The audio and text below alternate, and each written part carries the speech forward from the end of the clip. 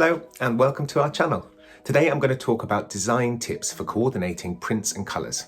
But before I do, don't forget to hit subscribe and the button below for more great sewing tips.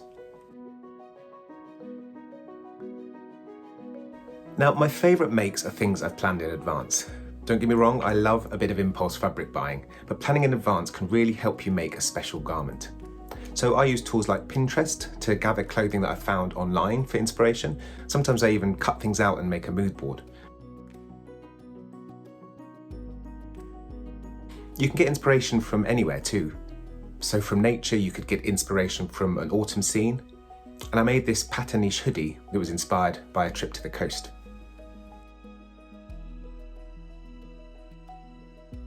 And once you have your inspiration, it's important to stick to a theme. If you find a traditional fabric, try matching it with other traditional prints.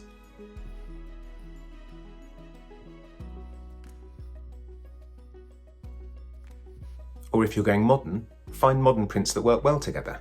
But you can see here, mixing the two might not work.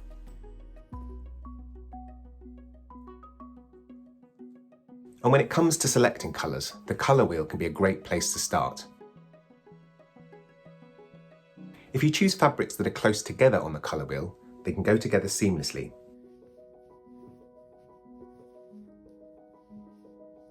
Or if you want something to stand out, pick colours on the opposite sides. Once you have your colour mix, the next step is to pick your dominant colour or print and your accent colours.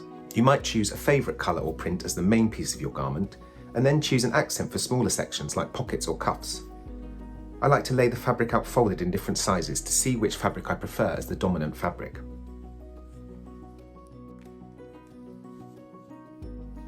Now, when it comes to mixing patterns, variation is important. It might sound sensible to pick all the same pattern in different colours, but it can actually look quite dull.